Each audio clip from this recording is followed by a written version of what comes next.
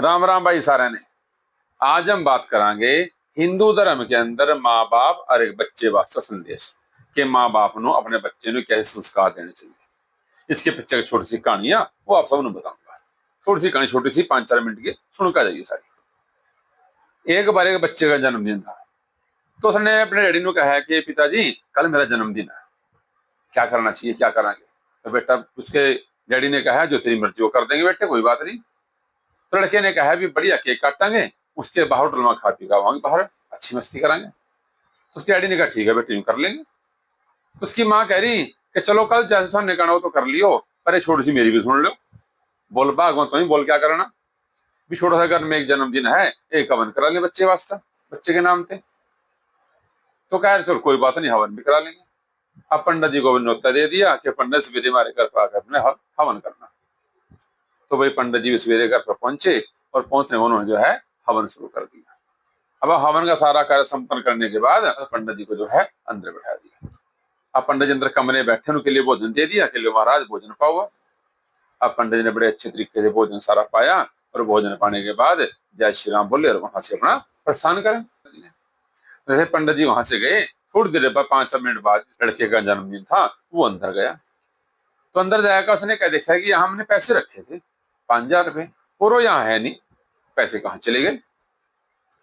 तो जैसे बात करी पैसे कहाँ चले गए, उसने अपने डैडी बुलाया कि पिताजी यहाँ पैसे रखे थे 5,000 रुपए और पंडित जी रोटी खाया गए, उसके बाद कोई यहाँ आया भी नहीं है, वो पैसे कहाँ चले गए। तो मन देखा पंडित जी पैसे खा लिए। उसके बाप ने कहा वो पंडित जी ऐसा नहीं है, मैं जानू सुनो, कोई आज का नाम पंडित नहीं है, वो बड़े अच्छे लगे, बड़े पैंट में जानू मैं, उसके बाप को जानू, उसके बाप भी जानू मैं, सबनों जानू मैं भी वो पंडित जी ऐसा नहीं है। तो मुझे बड़े अच्छा लग रहे, भूल लग रही, बोला नहीं मैंने यही रखे थे पैसे, मैंने पक्का पता याद है मेरे। उसके बाद कोई आया भी नहीं। उसके बाप ने कहा कुछ भी है, लेकिन पंडित जी ने पूछना नहीं कि बेटे जो ब्राह्मण है ना वो मांग का तो ले सका लेकिन कभी चोरी नहीं कर सकता, ऐसा नहीं है। जो खानदानी ब्राह्मण है वो मांग का तो ले लेगा लेकिन कभी चोरी नहीं करने का। तो बेटा अगर चलो कोई बात नहीं, जन्मदिन मनाया। तो वही साल बीत्या पूरा, 1 साल बाद दोबारा फिर जन्मदिन आया उसका। हर बेटे ने कह दिया कि पिताजी इसका फेरा बन करावांगे। उसके मन में कुछ सोच रहा था बेटे के, कोई बात नहीं बेटे हवन करा दी। तो अगले दिन फिर पंडित जी को बुलाए, फिर पंडित जी ने हवन करे। हवन के बाद जैसे पंडित जी अंदर बैठ के भोजन कर रहे थे तो लड़का उनके पास जाकर बैठ गया कि पंडित जी महाराज कुछ पूछना चाहूँ आपसे, बुरा ना मानना। तो पंडित ने क्या पूछ बेटे, क्या पूछना। कि मैं ये पूछना चाहूँ आपसे कि पिछले बार आप आए थे जन्मदिन में मेरे। हाँ बेटे आए थे, पिछले बार भी आया था मैं। तो जैसे आपने खाना खाया मेरे यहाँ 5,000 रुपए रखे थे, वो देखिए आपने कहा। पंडित जी ने कहा 5,000 रुपए, करे हाँ। तो जैसे इतनी बात करी इतने में उसको जो पिताजी डैडी था वो भी अंदर आ गया। उसने वो कहने लगा डैडी सुनो भी तुमने कहा, मैंने मना करा था तो फिर पूछ लिया। बोला कोई बात नहीं पिताजी पूछ ही तो रहा मैं। तो पंडित जी ने कहा कोई बात नहीं बेटा पूछ रहा है, इसको कोई बात नहीं पूछने दो, लेकिन 5,000 पूछ रहा कहाँ। बोला हाँ। बोला वो सामने रामायण रखी है। बोला हाँ जी रखी है कमरे में, इसको खोल। तो जैसे रामायण खोल ली, उसके अंदर 5,000 रुपए रखे थे और उसके बाद पंडित जी की आंख में भाई आंसू आ। तो जैसे ही आंख में आंसू आए उसके बेटे के पिता ने बोला देखो पैसे सामने यही रखे हैं, पंडित जी पर आप रोए क्यों। तो पंडित जी कह रहे भाई मैं इसलिए नहीं रोया, भी तुमने मेरे पर इल्जाम लगा दिया। मैं रोया इसके लिए इसलिए हूं कि भाई हम हिंदू हैं और तुम्हारे घर में कमरे में सामने रामायण रखी है। ये पैसे जिस टाइम मैं रोटी खाने वास्ते अंदर बैठा था तो वजह से पंखा चला ना, पंखा चलने पैसे उड़कर नीचे बिखर गए थे। तो मैं देखा पैसे उड़ा बना गिरते जजमान के पैसे, मैंने सारे पैसे इकट्ठे करके वो रामायण खोल ली, उसके अंदर रख दिए।